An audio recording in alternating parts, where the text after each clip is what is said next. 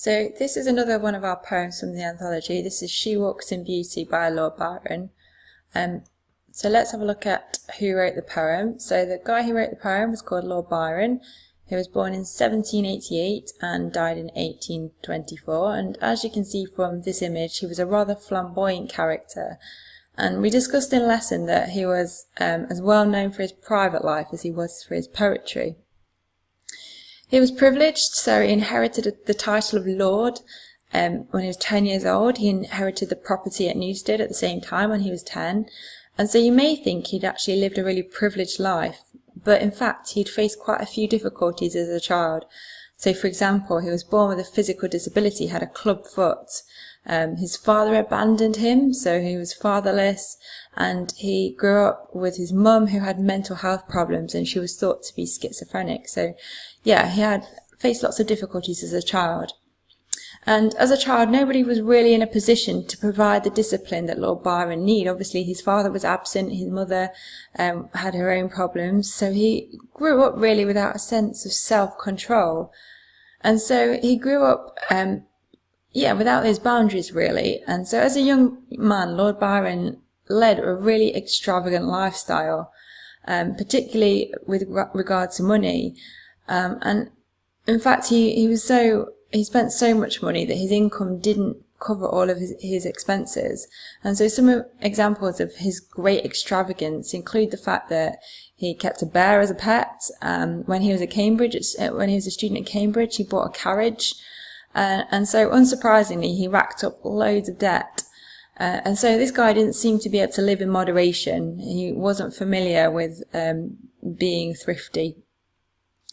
And this tendency to overindulge himself was also apparent in his relationships, not just with money. So in terms of his relationships, he had lots of affairs with married women. He also had affairs with men, so he's bisexual, and obviously that was completely outlawed at the time.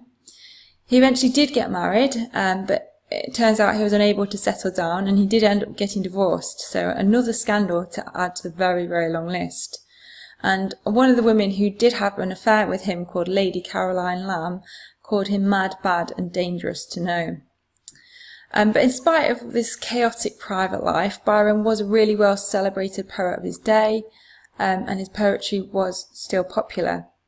However, in the end, Byron did feel the need to leave England. His scandals had kind of overtaken him, and he left for Europe. And he ended up dying in 1824 in Greece. He'd chosen to go and fight with the Greeks for their independence. And so another example of his great passionate nature in fighting for independence with the Greek nationals. So that's a bit about Lord Byron. So what was the context of this poem? Well, Byron was a romantic poet, and the romantic poets were opposed to the emphasis. There was a great emphasis on science and reason in that age, and the romantic poets were against this. They, in contrast, stressed the importance of the imagination and creativity, and they also drew their inspiration for their poetry from nature and the environment. And both of these influences, nature and the imagination, are evident in Byron's poem She Walks in Beauty. So what on earth is this poem all about? So She Walks in Beauty was sparked by a real life event. In 1814, Byron went with his friend James Webster to a ball in London that was hosted by Lady Sitwell. And at that ball, Byron spotted this really beautiful woman called Anne Wilmot Horton. And she was wearing a black dress with spangles on it. But this was the reason she was wearing a black dress is because her husband had died. And Byron was absolutely captivated by this woman. Her beauty was just astounding, and he was just absolutely mesmerised. And that very night he went home and wrote the poem She Walks in Beauty, which is obviously partly inspired by this woman, Anne Wilmot Horton. It's really important to note that Anne Wilmot Horton was one of the few women that Byron did not have an affair with, and the closest he got to her was observing her at the ball. So he observed her from a distance. He did not have an affair with her. So how is this poem structured? Well, it's structured using something called the iambic tetrameter, which sounds very complicated. But in normal language, that just means there are 4 stressed syllables in every line. And the iambic tetrameter, it means that it is an unstressed syllable followed by a stressed syllable that's repeated 4 times. So it might be easier just to give you an example. So the 4 stressed syllables are, she walks in beauty like the night. So 4 stressed syllables in the line. But there's not any good. So in your exam or in an essay, it's no good you saying the poem uses iambic tetrameter. You've got to be able to explain why that might be. So here are some suggestions for you to consider of why it might use this rhythm. So the iambic pattern is the unstressed syllable followed by a stressed syllable, and that to me imitates the rhythm of the heart. So da-dum, da-dum, da-dum, da-dum. That's the exact rhythmic pattern of each line in this poem. And that's relevant because this poem is all about desire, passion, lust and attraction. It's almost like the speaker's heart is pounding as he sees this and imagines this beautiful woman. Alternatively, perhaps this rhythm of the unstressed followed by the stressed syllable reflects the woman's footsteps. Maybe the rhythm is imitating the footsteps of the woman. And so, because the speaker is, after all, describing her walking in beauty, so perhaps it's the footsteps, it's the walking that the rhythm imitates. So that's rhythm. The poem also uses a rhyme scheme. So it uses an A-B rhyme scheme. So for example, night rhymes with bright and skies rhymes with eyes. But again, there's no point in you saying it uses an A-B rhyme scheme. You really must be able to explain what the effect of it is. So possible interpretations for you to consider are that there's a perfect rhyme scheme which reflects the woman's perfect beauty. So that's one option. Another possible interpretation is that the perfectly balanced rhyme scheme of the A-B rhyme reflects the perfect balance of light and dark in the woman's beauty, which is explored through the language in it. Perhaps the perfectly balanced rhyme scheme also reflects the symmetry of her internal and external beauty, which exists in perfect harmony. So some possible interpretations for the rhyme scheme there. So on to the poem itself. So the first line is, she walks in beauty like the night, and this employs a simile. Her beauty is being compared to the night. Why? Well, perhaps the night could be a very literal reminder of Anne Wilmot Horton's black dress that she was wearing to signify that she was in mourning. So that's one possible literal interpretation. But also the use of night as a comparison for her beauty could have other connotations. Perhaps the darkness signifies mystery. This woman was completely unknown to Byron. She was mysterious to him. And perhaps additionally, Byron uses night as a device to just emphasise how much this bright beauty, Anne Wilmot Horton, stands out against it.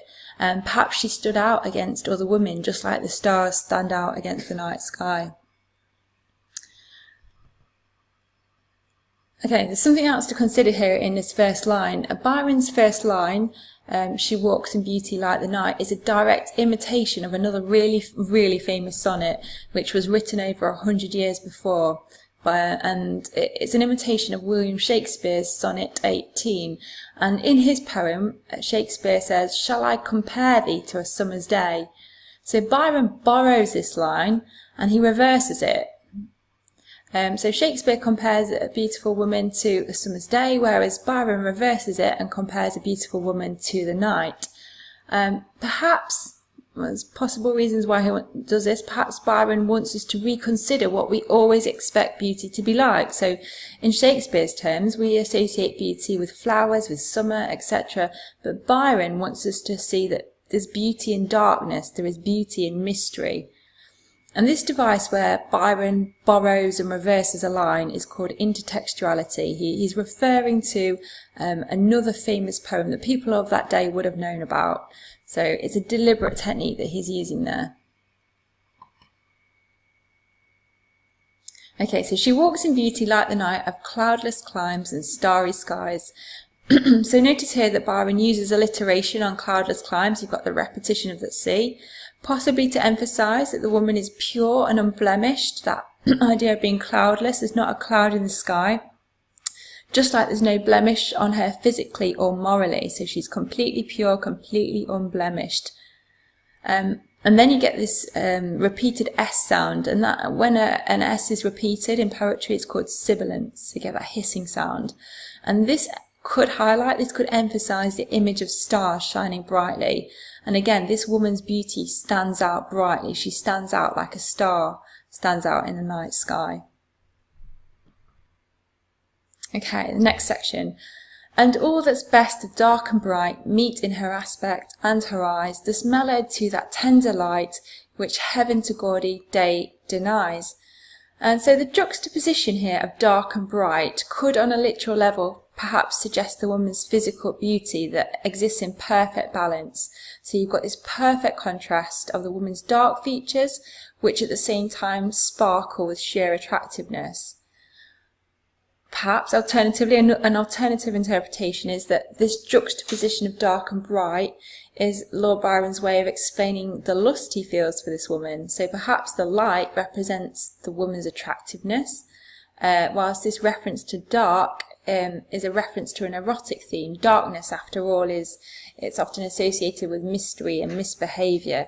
So perhaps Byron is, sort of referencing his own lust and his own misbehaviour.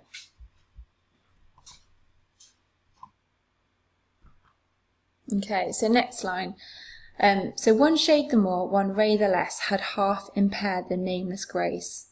So in that first line, one shade the more, one ray the less, Byron is using a device called parallelism, which basically means that both halves of the line are grammatically similar, they sound similar. And the effect of this grammatically balanced line is to reflect the perfect balance of this woman's beauty. She's perfectly beautiful, that if you add a little more shade or took away some rays of sunshine, the balance of her beauty would be corrupted.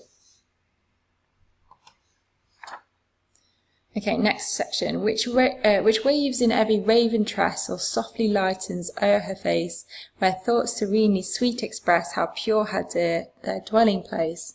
So Byron again draws on this theme of light and dark, with the word raven signifying dark in contrast to the word lightens. And perhaps Byron is describing this woman's physical appearance, which is a balance of dark and light features.